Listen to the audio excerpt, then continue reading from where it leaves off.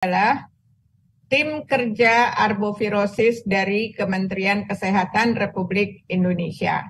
Jadi ada beberapa pertanyaan tadi Pak Asik yang akan disampaikan kepada Pak Asik. Nanti kita akan bahas sesudah presentasi Pak Asik selesai. Baik, izin sesuai dengan permintaan kita membicarakan terkait dengan strategi nasional. Nanti mungkin juga kita berbicara dengkinya juga, dan nanti dikaitkan dengan implementasi Wolbachia. Slide, next slide. Ini yang mau dibicarakan ada beban dengki, kemudian setelah itu kita berbicara strateginya, ada inovasinya Wolbachia, tentu pandangan program bagaimana terkait kesehatan. Terakhir kesimpulan. Next, berikutnya. Next. Nah, Bapak Ibu sekalian, kita memahami bahwa dengki ini menjadi persoalan sebetulnya, dan sampai sekarang juga belum bisa terselesaikan. Dan seringkali yang jelas dengki itu menjadi wabah, terutama kalau sudah mendekati El Nino, La Nina, sesuai dengan musim. Karena itu maka seringkali menjadi urusan politik di luar negeri. Bahkan tahun ini itu ada Menkes Peru yang mundur karena gagal tangani lonjakan kasus demam berdarah. Kemudian juga ada di Bangladesh, itu mereka mendapatkan KLB dengan kematian dari sini. Ini sungguh luar biasa sebetulnya. Ketika ada El Nino, nanti kita tunjukkan.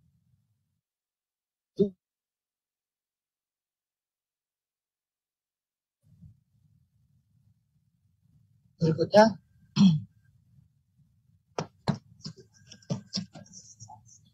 Nah, Bapak Ibu sekali memahami beban dengki di dunia sendiri dan bagaimana sebetulnya roadmap global.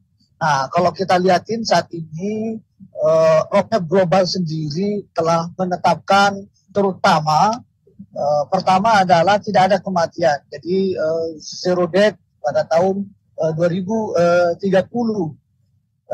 Kita memahami bahwa dengki bukan sekedar tidak meningkat, tetapi juga seringkali surveillance kita juga tidak cukup baik untuk menangkap itu semuanya.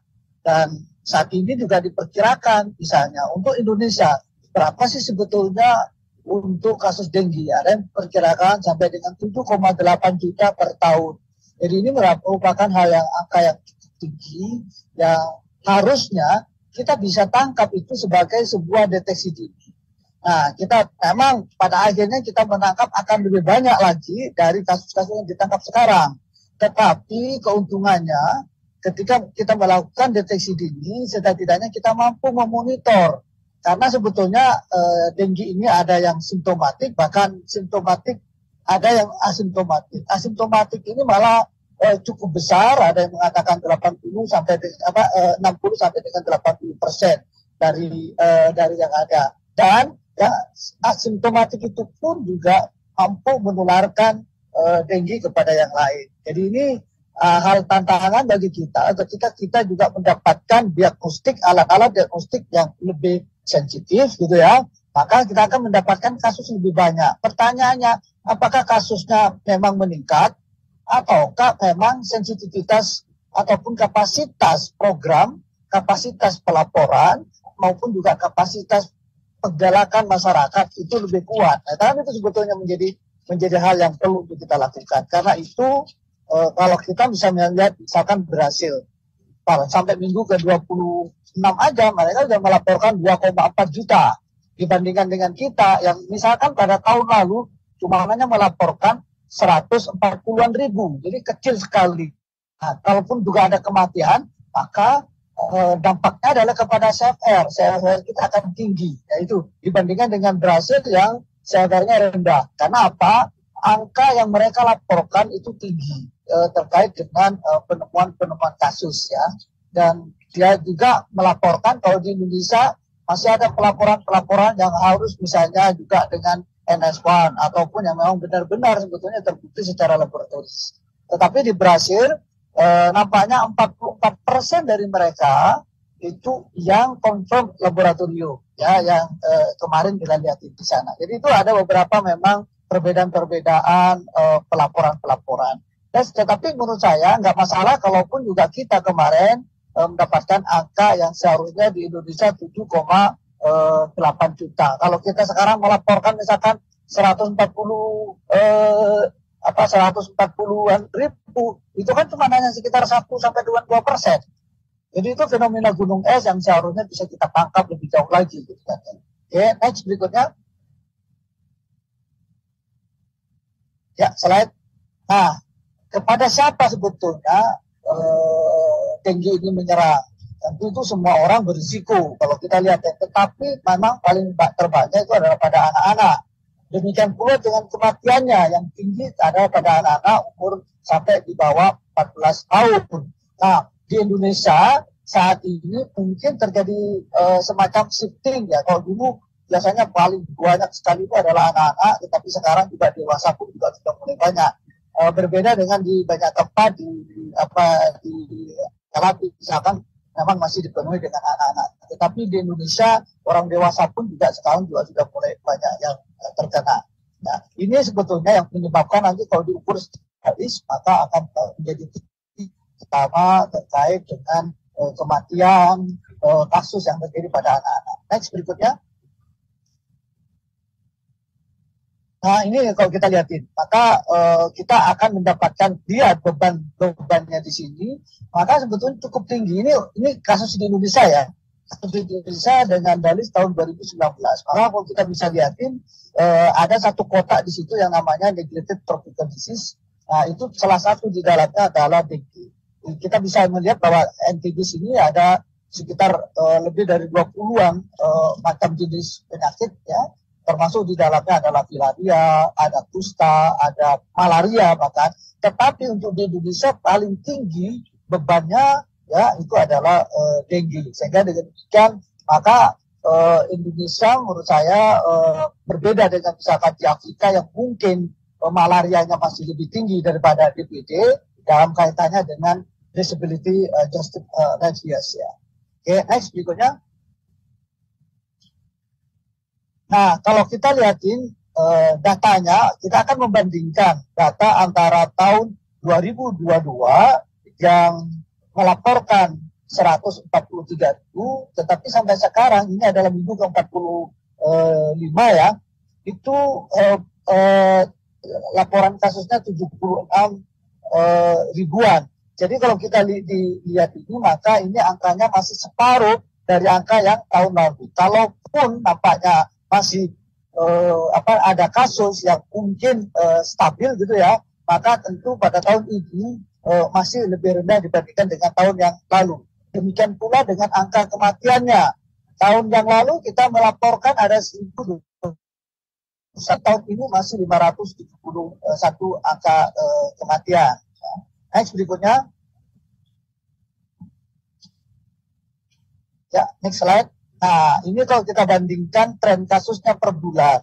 Kita membandingkan aja dengan tahun 2022 sama tahun 2023. Ini penting untuk kita sampaikan karena kalau kita lihatin malah justru di luar negeri itu tinggi sekali pelaporannya ya. Kayak seperti kita lihatin tadi di Brasil, di Amerika Latin ya, bahkan juga Peru Menkesnya mengundurkan diri gitu ya. Kemudian tadi juga ada di Sri Lanka maupun juga terutama di Bangladesh yang juga tinggi gitu angka kematiannya. Tetapi kita bisa lihat di sini membandingkan di Indonesia. Nah, jadi nampaknya kasus-kasus untuk tahun ini lebih terkendali dibandingkan dengan tahun yang lalu. Nah, ini saya pikir hal yang cukup menarik sebetulnya, sementara di luar cukup tinggi. Hal-hal yang mungkin bisa disampaikan, saya pikir sejak awal kita, mulai awal-awal Januari, kita juga sudah memperlihatkan kepada teman-teman untuk mengingatkan juga kepada teman-teman di daerah bahwa tahun ini akan terjadi El Nino. Yang biasanya dengan El Nino itu akan menjadi peningkatan kasus bahkan sampai 3 kali lipat yang ada. Dan itu yang perlu untuk kita antisipasi, baik itu penyiapan masyarakat maupun juga bagaimana sebetulnya kita menjaga wilayah kita, termasuk sistem pelaporan. Kalau sudah mulai ada yang meningkat, maka kita juga mengingatkan kepada daerah dan kita melakukan Zoom bersama. Dan hari ini pun juga kami dari perjalanan di Probolinggo sebetulnya mengingatkan juga, kemarin itu di Probolinggo cukup tinggi, tetapi langsung sikap bersama bupatinya, kita saat ini meluncing yang namanya bebas denggi yang dilakukan oleh Kabupaten Probolinggo, lakukan launching di pondok pesantren. Saya pikir ini hal-hal yang cukup baik untuk ke depan, bagaimana untuk kita lakukan sesuai dengan asas-asas bersama gotong royong, tetapi juga harus diperlihatkan bahwa pada masing-masing rumah harus juga bertanggung jawab terhadap titik-titiknya. Next berikutnya. Nah, ini kalau kita lihatin kasus-kasusnya, maka kita bisa lihat paling banyak memang adalah Jawa Barat, kemudian Jawa Timur, dan tinggi. Nah, kalau kita lihatin saat ini dengan kasus kita lihat yang namanya Jawa Timur sama Bali, ini kan kedudukannya agak mirip tuh, cuma hanya melaporkan 6 ribuan. Nah, kalau dilihat daripada insiden rate-nya, maka dengan Bali yang hanya penduduknya sekitar 4,5 jutaan, sementara Jawa Timur penduduknya 40-an juta, maka tentu insiden rate di Bali itu cukup sangat tinggi gitu ya, dibandingkan dengan Jawa Timur. Nah, itu menjadi tantangan kita tersendiri.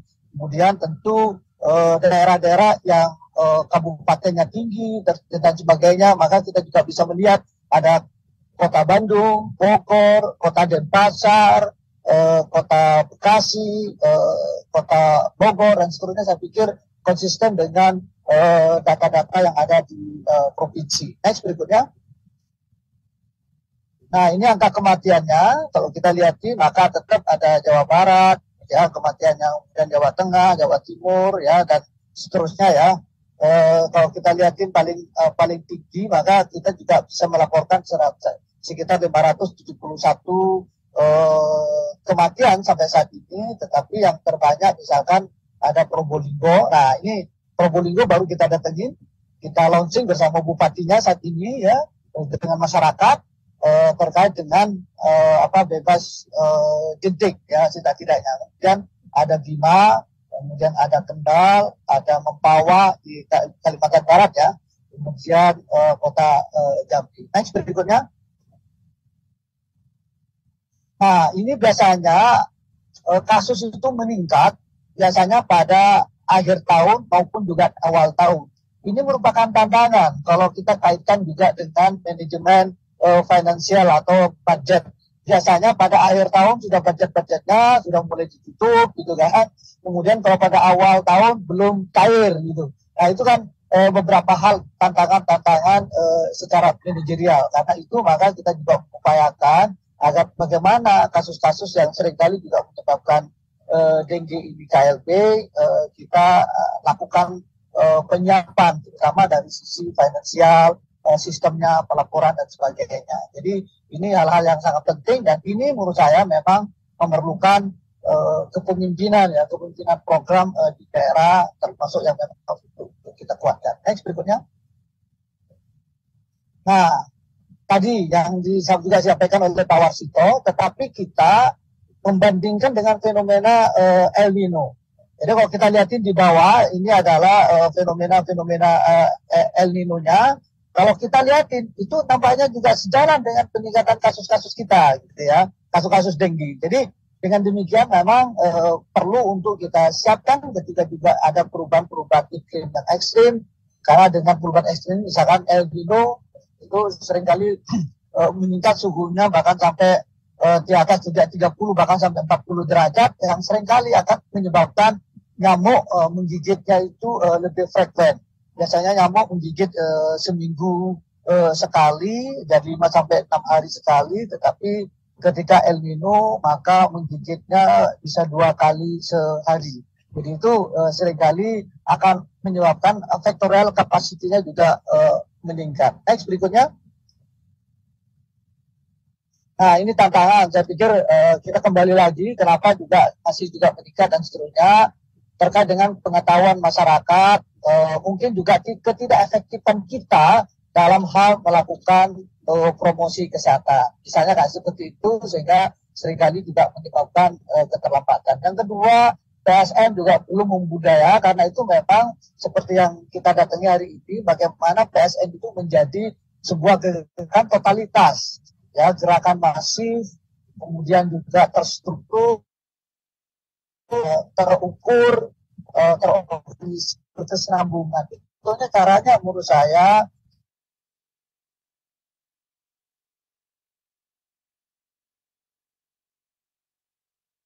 dengan demo IJD, ya. Kemudian kalau kita lihatin di sini, lanjut strategi nasionalnya, kita sudah menyusun strategi nasional sebetulnya. Di situ ada 6 strategi, ya, yang sangat berkaitan, terutama nanti yang apa yang kita bahas ini ada Wolbachia, itu adalah strategi satu yang terkait dengan sektor, ya. Kok belum berubah ya ininya? Slide berikutnya. Slide. Nah, strategi satu itu sangat berkaitan dengan sektor, termasuk di dalamnya adalah Wolbachia. Kemudian yang kedua, yang berikutnya adalah strategi yang keenam, yang merupakan strategi strategi untuk inovasi. Nah, Wolbachia itu bagian daripada sebuah inovasi. Nah, itu yang menjadi hal penting bagi kita, dan inovasi program kita memang tadi sudah kita katakan, walaupun itu juga masih konvensional, pemberantasan sarang nyamuk. Kemudian yang kedua, bagaimana kita melakukan revitalisasi kesisteman, termasuk di dalamnya adalah Pojana, sehingga menjadikan pelaksanaannya bisa terorganisir, terukur, terstruktur, berkesinambungan. Kemudian surveillance menjadi penting agar kita juga tidak melakukan cepat melakukan, bahkan juga bisa dilakukan secara real time. Sehingga dengan demikian maka kita bisa melakukan respon secara cepat. Kemudian yang berikutnya teknologi nyamuk Wolbachia, ini sudah dibicarakan panjang lebar tadi dengan pembicara sebelumnya. Kemudian yang berikutnya adalah imunisasi dengue. Kita udah punya imunisasi yang sebetulnya bisa kita terapkan, tetapi perlu salah satunya adalah rekomendasi dari ITAGI agar bagaimana ini bisa menjadi sebuah imunisasi yang diprogramkan secara nasional. Next berikutnya. Ya, next. Nah, di dalam kepemimpinan, mohon maaf Pak Si. Ya, siap. Halo Pak Si. Halo, ya. Waktunya 3 menit lagi, jadi mohon difokuskan untuk Wolbachia. Ya. Siap. Jadi ini adalah kepemimpinan, salah satunya adalah dengan DPR. Kita membuat koalisi bersama melawan dengue yang dilakukan juga dengan dengue. Next berikutnya, mungkin langsung saja kepada inovasi Wolbachia. Terus saja. Terus lagi, sesuai dengan arahan tadi, next. Ya, lagi. Nah, inovasi Wolbachia. Jadi tentu kita udah memiliki Kemenkes terkait dengan Wolbachia ini yang dikeluarkan pada tahun 2022. Kemudian kita bagaimana menyikapinya? Tadi kalau efektivitas dan seterusnya, saya pikir udah dibicarakan banyak. Tetapi menyikapi ini adalah bahwa kita menjadikan yang namanya Wolbachia itu sebagai sebuah strategi pelengkap, ya, sebuah strategi pelengkap yang bisa kita lakukan bersama-sama dengan strategi tadi PSN, kemudian juga strategi imunisasi sekaligus juga dengan Wolbachia, yang pelaksanaannya tentu memerlukan secara bertahap. Di Jogja sudah dilakukan secara baik, itu sifatnya adalah studi, tetapi kita untuk ke 5 kota itu terutama membuat pembelajaran, mencari pembelajaran, karena kita lihat bahwa yang ada di Yogyakarta barangkali juga berbeda di dalam sosial budaya, karakteristik masyarakat, epidemiologi, kemudian juga iklim dan seterusnya. Saya pikir ini menjadi hal penting untuk pengayaan, terutama yang terkait yang sudah ada di Yogyakarta. Itu sebetulnya beberapa hal yang sangat penting ketika kita mau menerapkan hal tersebut. Next berikutnya. Next. Nah, ini saya pikir sudah disampaikan ya, bahwa kita dalam Wolbachia ini ada rekomendasi Akademi Ilmu Pengetahuan Indonesia. Jadi ada IT, saya pikir IT ini masih zamannya Pak Habibie ya. Mungkin juga ada Pak Profesor Sangkot Marzuki dan sebagainya ada di situ. Dan itu juga sudah ada memberikan sebuah rekomendasi bahwa ini dapat digunakan sebagai kebijakan Kemenkes di dalam penanggulangan dengue. Begitu juga dengan WHO yang telah membuat melalui advisory group vector control ya, yang telah memberikan pernyataan bahwa menyatakan bukti sudah kuat sehingga dengan demikian maka ke depan bisa juga dilakukan untuk roll out begitu dengan membuat salah satunya adalah buku-buku juknis. Jadi ini sebetulnya sebuah hal yang penting bagi kita bahwa ini pun juga sudah WHO pun juga mengamini terkait dengan kegiatan Wolbachia ini. Next berikutnya. Nah ini contoh-contoh yang juga dilakukan, menteri kita juga mau melakukan, salah satunya adalah bagaimana ini juga bisa menjadi dipertimbangkan di program, menjadi bagian daripada salah satu strategi pelengkap. Karena itu maka dikendaki untuk kita melakukan beberapa piloting implementasi yang dilakukan di 5 kota tadi. Next berikutnya. Nah ini jadi memang mulai dari kunjungan menteri ke UGM, juga ada dari DPR dan seterusnya ya. Kemudian habis itu baru dilakukan penyusunan Kemenkes dengan menunjuk secara bertahap nanti 5 kota terlebih dahulu, kemudian dikaji, habis itu juga dievaluasi pembelajarannya dan seterusnya. Nah nanti tentu dibuat kerjasama, ini daring pertemuan antara Dirjen dengan 5 kota, terutama juga ada dari wali kotanya untuk meminta persetujuannya. Kemudian ada MOU dengan WMP Global terkait dengan akses terkait dengan teknologi ini. Jadi teknologi memiliki sebetulnya adalah WMP, Work Mosquito Program. Ya. Jadi karena itu maka Kemenkes melakukan MOU agar kita punya hak akses, kemudian diizinkan untuk menggunakan teknologi tersebut. Kemudian kita juga membuat MOU dengan UGM. Kenapa kita dengan UGM? Karena UGM di situ yang punya talenta selama ini juga punya insektarium dan sebagainya untuk kita mengerjakannya kepada 5 kota, ditambah juga dengan kita memiliki yang ada di Salatiga, sehingga dengan demikian maka kedua insektarium itu diharapkan bisa mampu untuk memproduksi telur kepada 5 kota itu dan seterusnya sehingga akhirnya pun juga kita jalankan. Jadi itu. Next berikutnya.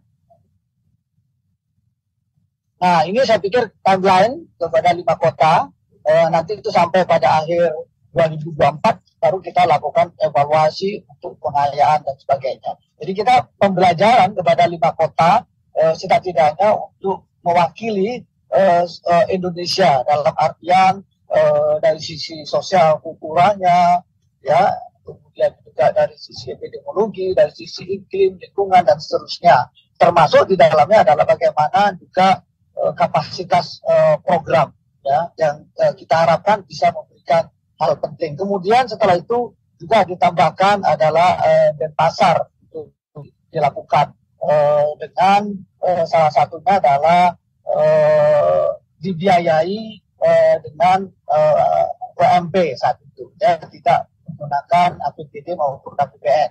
Nah, teman-teman semuanya yang ada di kota itu pendanaannya memang separuh-separuh dari APBN juga dengan dana APBD. Next berikutnya. Nah ini saya pikir mungkin juga tadi juga sudah dijelaskan banyak terkait juga dengan monitoring pelaksanaannya. Ini semua sudah ada di buku juknis yang sudah diterbitkan kan dengan peraturan Dirjen. Jadi mulai dari persiapan pelaksanaan, penyiapan nyamuknya, persiapan masyarakatnya, penyebaran telurnya, dan itu sebetulnya kalau kita lihatin persiapan masyarakat inilah yang sebetulnya sangat penting dan memerlukan waktu untuk kita melakukan komunikasi termasuk risiko yang mungkin saat ini juga banyak isu-isu terkait dengan hal tersebut. Next berikutnya. Nah ini contoh-contoh. Jadi kita juga sudah mengadakan survei masyarakat. Misalkan ada yang bersedia menjadi orang tua asuh berapa persen. Ya, kita bandingkan ada Semarang sama Bontang ya. Kemudian ada teknologi Wolbachia-nya berapa ya. Jadi sebetulnya kalau dilihatin mendukung penerapannya maka mereka juga memiliki angka yang cukup tinggi. Semarang ada 98%, dan Bontang 99%. Jadi yang dilakukan dan yang sebelah ini di dalam rangka sosialisasi mereka memang membuat semacam jargon-jargon. Misalkan di Semarang ada wingko, kemudian di Bontang ada dobrak, bawis ya. Kemudian di Kupang ada dobrak, kemudian di Kota Bandung ada cewoli, jawara dan seterusnya. Jadi ini kreativitas teman-teman juga di daerah bersama lintas sektoralnya. Baik berikutnya.